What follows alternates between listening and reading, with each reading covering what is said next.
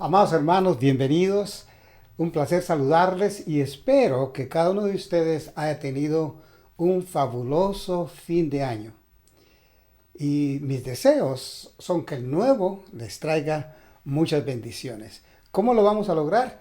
Como siempre, como creyentes y yendo al consejo de la palabra de Dios. En esta oportunidad quiero compartirte un mensaje que he titulado En compañía de Jesucristo. Mira, amado hermano, la seguridad del caos para el nuevo año está garantizada para ti, para mí. Nadie puede escaparse de los problemas y dificultades en todas las personas. Las crisis son una realidad. En esta sección que vamos a estar considerando en esta oportunidad, Marcos ya ha descrito, para el capítulo 4, y él ha descrito los inmensos encuentros que Jesucristo tuvo con varios grupos, líderes religiosos, multitudes y su propia familia. Y nos ha dado una serie de historias, en realidad, de corte didáctico. En esta sección, de nuevo, las historias de Jesucristo nos describen sus milagros, los cuales demostraron su poder sobre los elementos naturales, el reino espiritual y aún el cuerpo humano. El escritor del libro presenta un poderoso argumento en favor de la sorprendente singularidad y la naturaleza divina de nuestro Señor Jesucristo. En nuestro pasaje, de nuevo, Jesucristo calma la tormenta y en este relato de Marcos, Él nos proporciona detalles que, muy interesante, no nos comparten los otros evangelistas como Mateo y Marcos. Estos detalles indican que Marcos usó a Pedro como su fuente de información. Él da hechos íntimos que solo un testigo habría sabido, un testigo ocular. Así que los creyentes de hoy profesan confianza en el poder de Jesucristo sobre las tormentas de la vida, pero muchos no demuestran esa confianza cuando llegan las tormentas.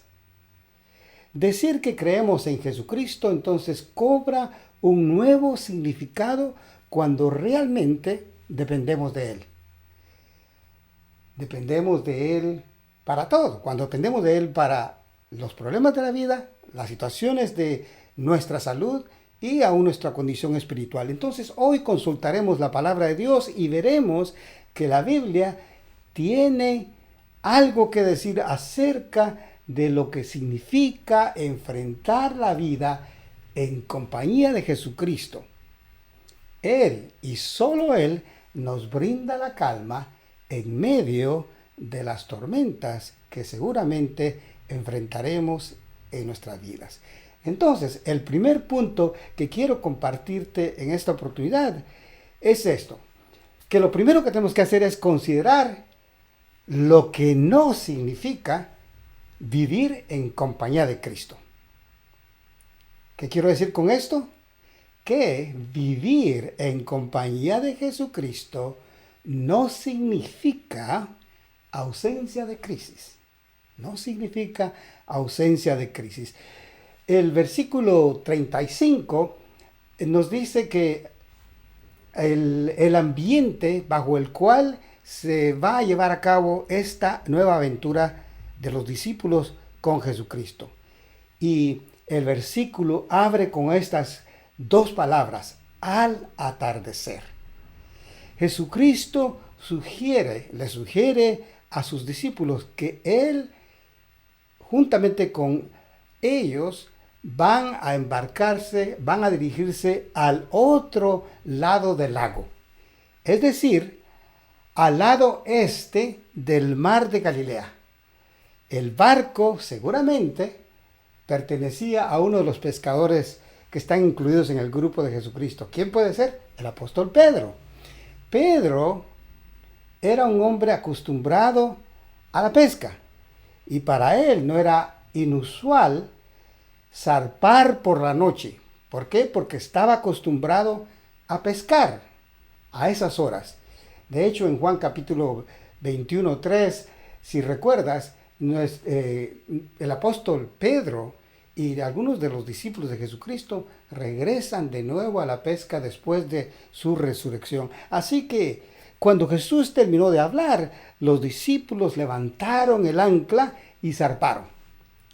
El ministerio de Jesucristo jamás careció de propósito, es decir, se va a embarcar con ellos porque quiere enseñarles algo nuevo respecto a su poder. Él va a cruzar el mar para iniciar una nueva etapa, una nueva área, podemos decir, de ministerio con sus seguidores. En el camino, los discípulos aprenderán una lección inolvidable sobre el poder de Jesucristo. Ahora, el versículo 36, vamos a ver que algunas personas en la multitud probablemente esperaban que Jesucristo desembarcara para sanar más personas o quizás impartir más enseñanza. Así que el versículo 36 nos dice que dejaron a las multitudes. ¿Quiénes? Jesucristo y sus seguidores. Zarpan, se embarcan en el mar de Galilea. En el detalle que aparece en este versículo, en algunas versiones, entre paréntesis, donde dice que otras barcas lo siguieron, se registra muy curiosamente solo en el Evangelio de Marcos. Y esto es importante porque significa que el milagro que ellos van a presenciar va a ser observado por otros testigos, aparte de los que iban en la barca con Jesucristo. Los otros barcos que acompañan a Jesucristo pueden haber estado entonces llenos de seguidores persistentes que buscaban milagros de Jesucristo. El pequeño detalle nos da una imagen de la gracia de Dios.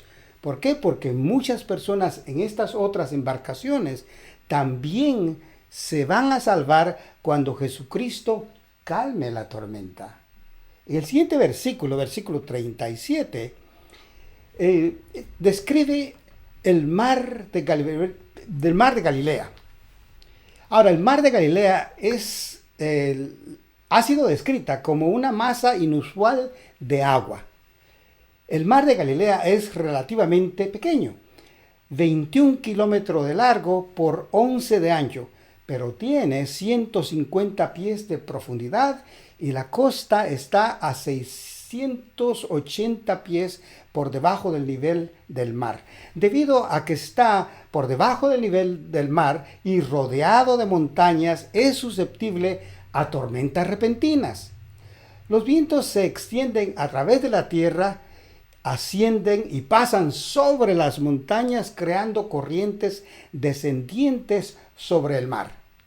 Entonces, combinados con una tormenta que aparece repentinamente sobre las montañas circundantes, el agua se agita en violentas olas de 20 pies. Los discípulos no habían salido inocentemente o tontamente, si quieres, durante la tormenta. De hecho, por lo general, no se encontraban ellos con tormentas por la noche y de ninguna manera ven venir una tormenta en esta ocasión. A pesar de que varios hombres en este grupo eran pescadores expertos y saben cómo timonear un barco, son tomados por sorpresa por lo que es descrito en este versículo como una tormenta feroz. Su peligro es real, ya que luchan contra enormes olas que casi inundan el barco. Vamos a ir al siguiente versículo. La primera parte del versículo 38 es interesante, porque mientras esto sucedía, Jesús se encuentra dormido en la parte trasera del barco. La forma en que Jesús duerme durante esta tormenta indica su total agotamiento y nos revela su naturaleza humana. Que el ruido el violento balanceo del barco y el frío rociado del agua no despierten a Jesucristo, es algo muy impactante porque nos revela que Jesucristo, al igual que nosotros, se encontraba totalmente agobiado por lo que había hecho en su ministerio hasta este punto. Ahora, quiero compartirse un segundo punto en el mensaje, y es este: el peligro de subestimar la compañía de Jesucristo. El versículo 38, en la segunda parte, vamos a ir considerando. Mira, los discípulos se embarcan entonces en este viaje a petición de Jesucristo después de lo que ha sido un largo día. Probablemente ellos, al igual que Jesucristo, también están agotados, pero aún así zarpan. ¿Y qué sucede? Repentinamente se desata una tormenta, una que amenaza con hundir la barca y ahogarlos a todos. Sorprendentemente, Jesús duerme mientras esto está sucediendo. Ellos reaccionan de manera que quizás tú y yo reaccionaríamos. Despiertan a Jesucristo. Notas bien lo que dice el versículo 38, la segunda parte que está ahí, estás observando. Dice esto: Maestro, ¿no te importa que nos ahoguemos? Esta es la pregunta de los discípulos. Con esa pregunta lo despiertan. Y es interesante porque sus palabras tienen más un tono de crítica que de una petición de ayuda. Están realmente reprochando a Jesucristo. Qué fácil es a veces para nosotros criticar a Dios por no venir en nuestra ayuda, en lugar de hacer nuestra petición y luego confiar en que Él dará su respuesta. Entonces, aunque los discípulos habían sido testigos de muchos milagros ya para este tiempo, además revelan ellos que no entienden completamente aún al Divino Maestro. Habían visto a Jesucristo realizar grandes milagros de compasión, pero en este instante se atreven a preguntarle si se preocupa por ellos en absoluto. Su pregunta es la pregunta que muchas veces nosotros nos hacemos. ¿Te has olvidado de nosotros? ¿Estamos buscándote y no nos respondes? Su pregunta, en el caso de los apóstoles, en cierta forma es descortés, es irrespetuosa si pensamos que se están dirigiendo a Jesucristo. Su pregunta no solo es descortés, sino que a la vez es un malentendido muy profundo respecto a quién es Jesucristo. En tercer lugar, mi último punto del mensaje para esta oportunidad: la compañía de Jesucristo supera las crisis. La compañía de Jesucristo supera las crisis. Y el versículo 39 nos describe esto, ¿no? Que cuando Jesucristo es despertado abruptamente de un sueño profundo, Jesucristo se levanta, y muy interesante es esto, que Él no dirige palabra a los discípulos, le habla directamente a los elementos. De pie en la popa del barco, que se mece de un lado al otro, Jesucristo, dice el versículo, reprendió al viento y dijo a las olas esto: silencio, cálmense. Los discípulos se sorprenden por el poder de su maestro para hablar y controlar las olas del océano. Pero no deberían de haberse sorprendido. La tormenta estaba fuera de control. Sus temores estaban fuera de control. Pero Jesucristo jamás estuvo o está fuera de control. Solo Jesucristo tiene el poder sobre todas las fuerzas de la naturaleza y escucha las peticiones de aquellos, recuerda esto, y escucha las peticiones de aquellos que le aman. Lo importante es amar a Jesucristo.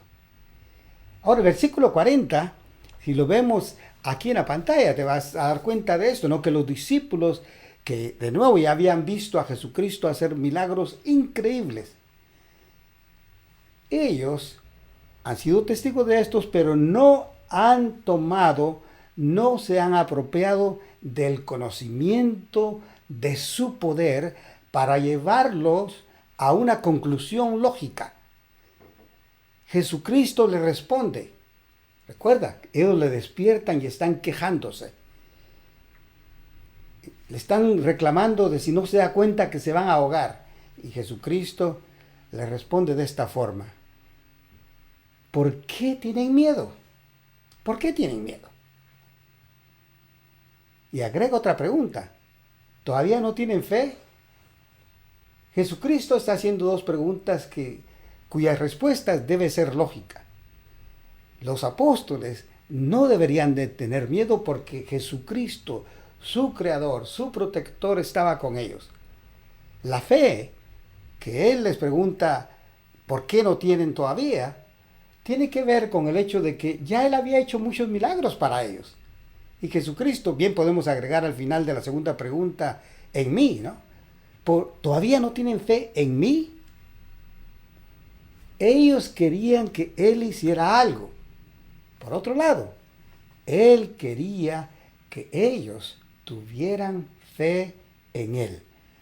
A pesar de todo lo que los apóstoles habían visto y oído hasta este momento, y a pesar de su creencia en Jesucristo como el Mesías, aún no han comprendido que Jesucristo es Dios mismo, a quien se le ha dado todo el poder y toda la autoridad de Dios sobre toda la creación.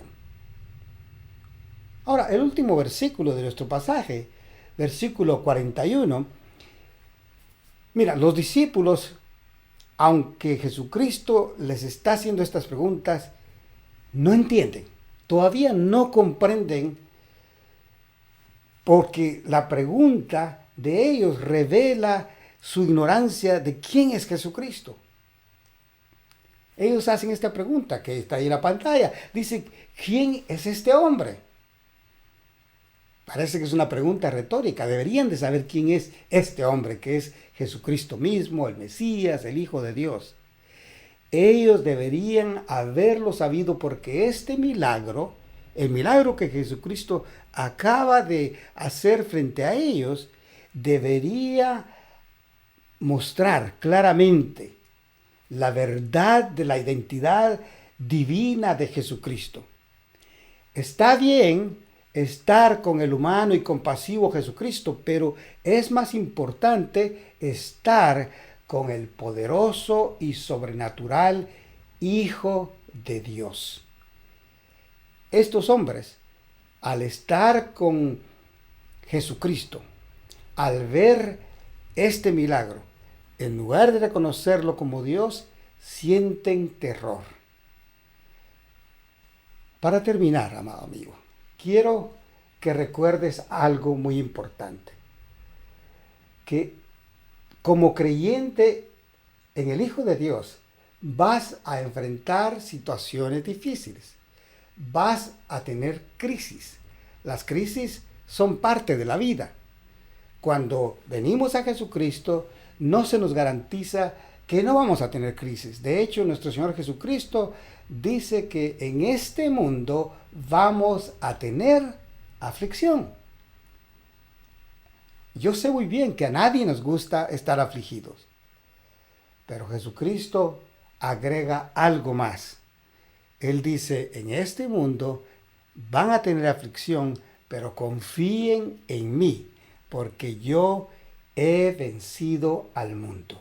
Cuando nos convertimos en cristianos, ya para concluir, cuando nos convertimos en cristianos, entramos entonces en una lucha cósmica en cierta forma. ¿Por qué? Porque Satanás odia que las personas crean en Jesucristo. El limitado poder de nuestro enemigo, de Satanás, se desata contra los creyentes individualmente y contra la iglesia en general, con la esperanza de hundirnos en las profundidades del mar. Pero ¿cuál es el consejo de la palabra de Dios? Que tenemos el poder supremo de Jesucristo a nuestro lado. Y la victoria está asegurada. La victoria está asegurada. Jesucristo debe ser nuestro Salvador. De hecho, déjame repetirlo de esta forma. Jesucristo debe ser y es tu Salvador. A quien vienes o a quien venimos con nuestras necesidades, con nuestros temores, sabiendo que Él sí se preocupa y ayudará a cada uno de aquellos que confían en Él. Este es mi consejo en esta oportunidad. Más bien dicho, este es el consejo de la palabra de Dios para ti. Espero que Dios te bendiga y que nos veamos en el próximo mensaje, que de seguro será de bendición para ti como lo será para mí. Dios te bendiga, te amo en el Señor y nos vemos pronto. Hasta luego.